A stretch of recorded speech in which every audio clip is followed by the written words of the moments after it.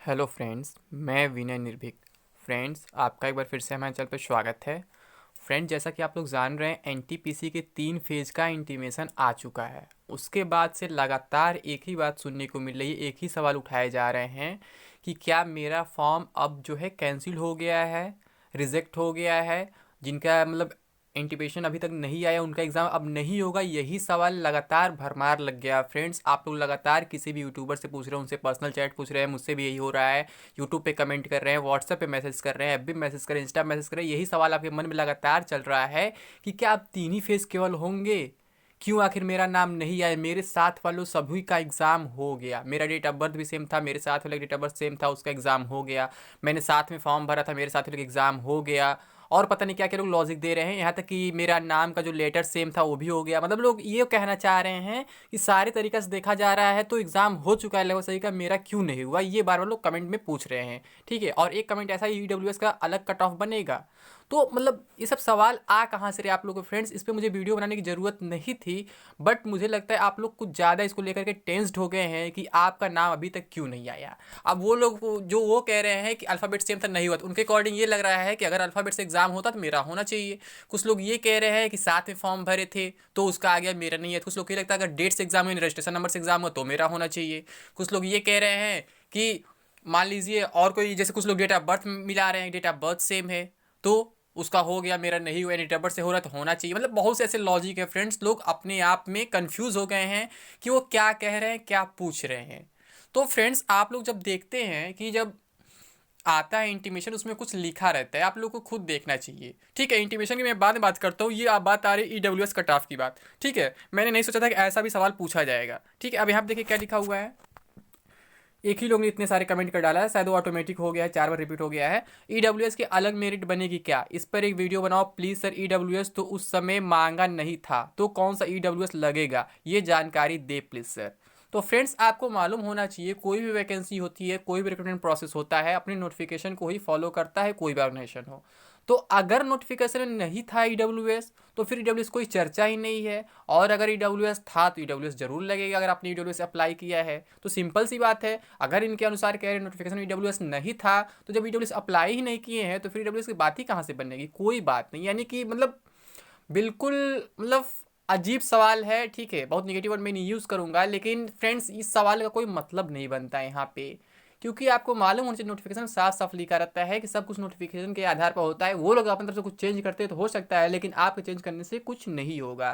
तो ईडब्ल्यूएस अगर नहीं मेंशन है तो ईडब्ल्यूएस कोई चर्चा इस वैकेंसी में नहीं होगी। मैं फिर कहूँगा, अगर मेंशन है तो फिर सर्टिफिकेट जो नॉर्मल बनता है ईडब्ल्यूएस का हर जगह बनने लगा है, वही लगेगा। सिंपल सी बात है। मैंने नोटिफिकेशन चेक नहीं किया, आपने यहाँ पे लिखा है कि ईडब्ल्यूएस उस समय नहीं मांगा था तो नहीं मांगा था, तो अभी भी नहीं मांगेगा। सिंपल सी बात है। ठीक है, लेकिन अगर नोटिफिकेशन में मेंशन ईडब्ल्यूएस है तो ईडब्ल्यूएस का सर्टिफिकेट लगेगा। मैं फिर कह रहा हूँ। ठीक है, मेरे ख्याल से इसमें ईडब्ल्यूएस था, ईडब्ल्यूएस लागू हो चुका था, मुझे जहाँ तक याद आ रहा है। ठीक है, सर्टिफिकेट तत्काल नहीं लगता है। आपने अगर ईडब्ल्यूएस अप्लाई कर दिया है तो फिर ईडब्ल्यूएस सर्टिफिकेट आपको लगाना पड़ेगा। वो लगता है आपके डीवी के टाइम। आप रिटर्न दे लेंगे, अपना दोनों सीबीटी दे लेंगे, अपना स्किल टेस्ट भी दे लेंगे तो भी आपको नहीं लगेगा। स्किल टेस्ट के बाद अलग से जो आपका डीवी मेडिकल होता है तो आपका सर्टिफिकेट लगेगा। ठीक है, तो उसके लिए परेशान होने की जरूरत नहीं है। अगर नोटिफिकेशन में मेंशन है, आपने ईडब्ल्यूएस अप्लाई किया है तो आपको सर्टिफिकेट देना पड़ेगा। सर्टिफिकेट आसानी से बन भी जाएगा। स्टार्टिंग में नहीं बन रहा था पर अब आसानी से बन जा रहा है। और अगर किसी नोटिफिकेशन में मेंशन नहीं है तो ईडब्ल्यू सर्टिफिकेट कहीं लगेगा नहीं, दोबारा उसे बीच में ऐड नहीं किया जाता है। ठीक है, अब ये बात हो गया। अब बात आती है फ्रेंड्स, जो इंटीमेशन वाली, काफ़ी लोग परेशान हो गए। कुछ लोग कॉल करके भी पूछ रहे हैं कि मेरा नाम अभी तक क्यों नहीं आया, मेरे भाई का आ गया, साथ में भरा था मेरे बहन का आ गया। मतलब बहुत तरीके के सवाल लोग बोल रहे हैं, मतलब एकदम पूरी तरह से निगेटिव हो चुके हैं कि एग्ज़ाम मेरा क्यों नहीं हुआ।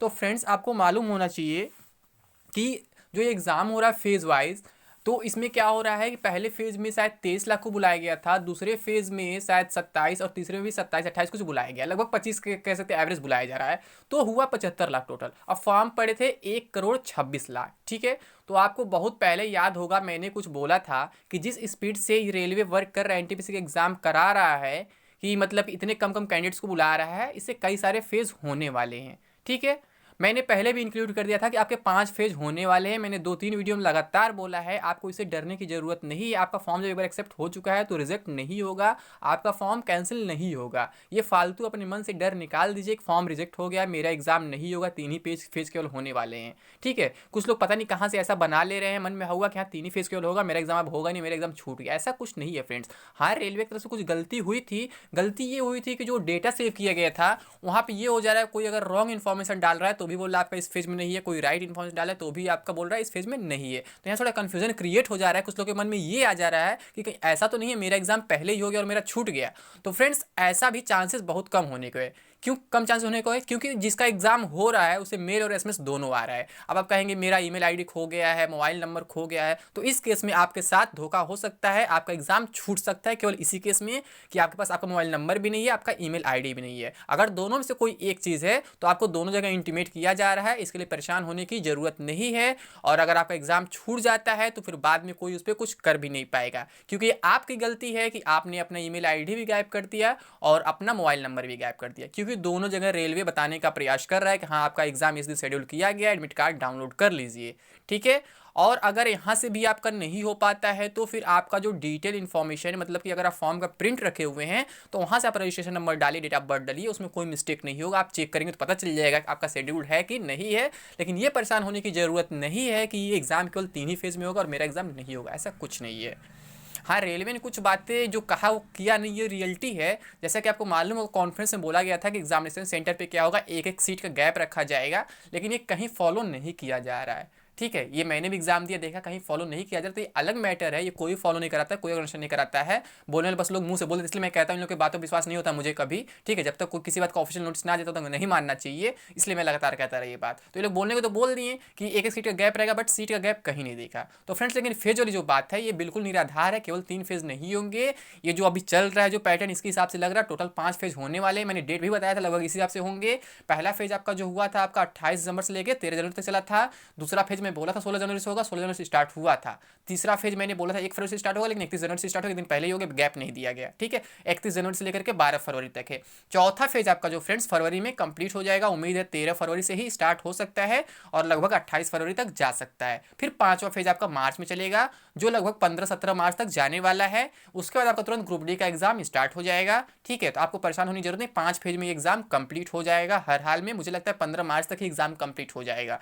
अगर मतलब सेंटर्स वगैरह खाली, अगर कोई एग्जाम नहीं पढ़ते हैं बीच में तो फिर सेंटर्स खाली मिलेंगे तो आसानी से एग्जाम हो जाएंगे। हाँ, अगर कोई अदर एग्जाम पढ़ जाते हैं बीच में एसएससी बैंकिंग के, तो थोड़ा कम सेंटर लोग ले लेते हैं उस दिन कम कैंडिडेट्स को बुलाते हैं। ठीक है, तो वहाँ से क्या होता है, थोड़ा डेट लंबा खिंच जाता है। जैसा कि क्या हुआ था बीच में जब स्टार्ट हुआ था एग्जाम 28 दिसंबर 13 जनवरी वाले में, तो 4 दिन गैप रखा गया था। 31, 1, 2, 3 मतलब 12 दिन 24 फेज में कराया जा रहा है। अभी सेकंड फेज में क्या है, 2 दिन गैप रखा गया, 24 जनवरी और 26 जनवरी, और एक दिन कोई और अभी मुझे नहीं मालूम, इसका इन्फॉर्मेशन नहीं है। ठीक है, लेकिन ये क्या कर रहे हैं कि हमेशा 12 डे और 24 शिफ्ट में एग्जाम करा रहे हैं, यानी कि टोटल 120 शिफ्ट में एग्जाम होने वाला है। इस हिसाब से देखा जाए अगर यही पैटर्न रहा तो, यानी कि टोटल कितने दिन एग्जाम होने वाला है, लगभग 60 दिन एग्जाम 120 शिफ्ट में एग्जाम होने वाला है, अगर यही सेम पैटर्न रहता है तो। अदरवाइज कुछ अप डाउन हो सकता है, कुछ प्लस माइनस लोग कर सकते हैं, लेकिन आप लोगों को परेशान होने की जरूरत नहीं है। आप लोग लकी हैं कि आप लोग का लास्ट में एग्जाम हो रहा है, इसका बहुत ज़्यादा फायदा आपको मिलने वाला है। क्योंकि पेपर का लेवल बोलने के हिसाब से लोग लग रहा है पेपर का लेवल बढ़ते जा रहा है, बट पेपर का लेवल कुछ बढ़ता नहीं है, लेकिन नॉर्मलाइजेशन इसका आपको बहुत फायदा मिलने वाला है, जैसा कि हमेशा होता रहा है। लगभग एसएससी में भी यही हुआ है, रेलवे में पिछले बार यही हुआ, हर जगह यही होता है। लास्ट में जिसका होता है उसका बढ़ जाता है, बहुत कम केस में होता है जिसका फर्स्ट शिफ्ट रहता है उसका नॉलेशन बढ़ जाता है। ऐसा एसएससी सीजीएल वाले में हुआ था एक बार कि फर्स्ट शिफ्ट था उसका, मतलब नॉलेशन बहुत ज़्यादा बढ़ गया था। वो मेंस में बात कर रहा हूँ, प्री की वजह से। ठीक है, तो यहाँ पे मैक्सिमम चांसेस है कि आप लकी हैं और आपका मार्क्स बढ़ जाएगा। बस आपको ये करना है कि जब भी इंटीमेशन आ रहा है आपको चेक कर लेना एक बार अपना डिटेल्स डाल के। ठीक है, उसके लिए परेशान होने की ज़रूरत नहीं है कि मेरा नहीं हुआ एग्जाम, ये है वो है, मेरा छूट गया, 2 साल की तैयारी बर्बाद हो गई। तो अगर आप इतना सोचते हैं तो फिर आप बिल्कुल गलत है, आप तैयारी के लायक नहीं है। आपको खुद अंदाजा नहीं है कि आप क्या सोच रहे हैं, क्या कह रहे हैं। तो ऐसे कमेंट्स आप लोग ना करें, ऐसे सवाल ना करें कि मेरा एग्जाम छूट तो नहीं गया, मेरा एग्जाम नहीं हुआ। तो ऐसा कुछ नहीं है, यहाँ पे एग्जाम आपका 5 फेज में होने वाला है। जो प्रेजेंट सिचुएशन है, ये लोग चाहे तो 4 फेज में भी करा सकते हैं, यानी एक ही बार लोग क्या करें लगभग 45-50 लाख बुला ले। बट मुझे लगता है 5 फेज में कराने वाले जो सिचुएशन दिख रहा है, मैंने शुरू से भी बात बोला है, और ये लगभग 15 मार्च तक जाएगा ही जाएगा। फिर इन्होंने ग्रुप डी कराना है तो फिर ग्रुप डी भी मार्च में ही स्टार्ट कर सकते हैं। तो आपको बिल्कुल परेशान नहीं होना है। ठीक है, अब अगर मान लीजिए आपका क्या है कि क्या चेंजेस देखने को मिलेंगे, अगर मान लीजिए फिफ्थ फेज में फोर्थ फेज में, तो मैं बार बार कहता हूँ कि जब भी क्या होता है कुछ गैपिंग देखने को मिलता है, मान लीजिए फर्स्ट फेज सेकंड फेज के बीच में कुछ गैप है, तो क्वेश्चन का पैटर्न चेंज हो जा रहा है, हमेशा मैं कह रहा हूँ। और अगर मान लीजिए एक ही फेज में कहीं बीच में एक दो दिन गैप हो जा रहा है तो भी क्वेश्चन का पैटर्न चेंज हो जा रहा है। लेकिन कुछ लोग क्या कह रहे हैं ना कि केवल टॉपिक फिक्स करते, तो मैं बार बार कहूँगा फ्रेंड्स, टॉपिक फिक्स नहीं है, आपको वेल प्रिपेयर्ड होना पड़ेगा, आपको हर एक टॉपिक से क्वेश्चन देखने को मिल जाएंगे। मान लीजिए सुबह की शिफ्ट में किसी और टॉपिक से आ रहा है, शाम की शिफ्ट में किसी और टॉपिक से आ जाएगा, कल किसी और शिफ्ट से, कल मान लीजिए शिफ्ट में किसी और टॉपिक से क्वेश्चन आया तो आज के शिफ्ट में किसी और टॉपिक से क्वेश्चन आ जाएगा। तो इसलिए आप ये नहीं कह सकते एक फिक्स पैटर्न चल रहा है। इससे नॉर्मलाइजेशन का भी बहुत ज़्यादा इफेक्ट नहीं पड़ेगा हो सकता है इस बार, क्योंकि लेवल लगभग ये लोग मेंटेन करने का प्रयास कर रहे हैं। अगर सेम लेवल कर देंगे, सेम टॉपिक क्वेश्चन कर देंगे, तो क्वेश्चन रिपीट होने लगेंगे, तो फिर वहाँ मजा नहीं आएगा, फिर क्या होगा लास्ट नॉर्मलाइजेशन में फायदा नहीं मिल पाएगा। ठीक है, तो रिपीट नहीं हो रहे, मैं जहाँ तक ये जानता हूँ, बाकी जो लोग अफवाह फैला रहे फैलाते रहे, कहीं से भी क्वेश्चन रिपीट नहीं हो रहे उतना ज़्यादा, एक दो क्वेश्चन रिपीट हो जा रहे तो हो जा रहे किसी शिफ्ट में, अदरवाइज हमेशा कुछ ना कुछ नया देखने को मिल रहा है। ठीक है, ये जो नेशनल ऑर्गेनाइजेशन वगैरह हैं, इंटरनेशनल ऑर्गेनाइजेशन वगैरह, इससे हमेशा क्वेश्चन नहीं पूछे जा रहे, किसी शिफ्ट में पूछे जा रहे, किसी शिफ्ट में नहीं पूछे जा रहे, महात्मा गांधी क्वेश्चन हर शिफ्ट में नहीं पूछे जा रहे हैं। ठीक है, तो बहुत कुछ चेंजेस देखने को मिल रहे हैं फ्रेंड्स। तो आपको ये नहीं सोचना है कि आपका एग्जाम नहीं होगा या फिर क्वेश्चन रिपीट कर रहा है तो मेरा नुकसान होगा, ये वो, तो क्वेश्चन रिपीट भी नहीं कर रहा है और 3 फेज में एग्जाम होने वाला भी नहीं, एग्जाम आपका 5 फेज में होने वाला है। और ईडब्ल्यूएस की रही बात, अगर नोटिफिकेशन मेंशन है तो आपका सर्टिफिकेट मांगेगा ही मांगेगा, इसके लिए परेशान होने की आपको जरूरत नहीं है। ठीक है, अदर कुछ उसमें नया चेंजेस नहीं होने वाला है। हाँ, कट ऑफ जरूर ईडब्ल्यूएस का कम जाएगा, ये कंफर्म है। ईडब्ल्यूएस कट ऑफ जो ओबीसी से भी कम जाने वाला है, क्योंकि ईडब्ल्यूएस फर्स्ट टाइम ऐड हुआ है तो कट ऑफ कम जाएगा, ये दिमाग में रख लीजिएगा। बहुत से लोगों ने अप्लाई नहीं किया होगा सर्टिफिकेट के डर से। ठीक है, अगर तत्काल सर्टिफिकेट मांगता तो और कट ऑफ कम चला जाता है, लेकिन यहाँ पे क्या सर्टिफिकेट तत्काल नहीं मांगता है, यहाँ पे क्या होता है डीवी के टाइम का आपका सर्टिफिकेट मांगता है, डीवी में जाएंगे सर्टिफिकेट आप तत्काल बनवाएंगे तो भी चल जाएगा। तो यहाँ थोड़ा सा इंक्रीज चांसेस है, लेकिन बहुत से लोग अप्लाई नहीं किए डब्ल्यू से, अगर डब्ल्यू से मांगा है तो फिर भी कट ऑफ कम रहने के चांसेस है ओबीसी से। ठीक है फ्रेंड्स, तो आपको परेशान नहीं होना है, हमेशा पॉजिटिव बने रहना है, एग्जाम पे आपके फोकस करना है। ठीक है, तो अभी के लिए बस इतना है फ्रेंड्स, थैंक यू, जय हिंद, जय भारत।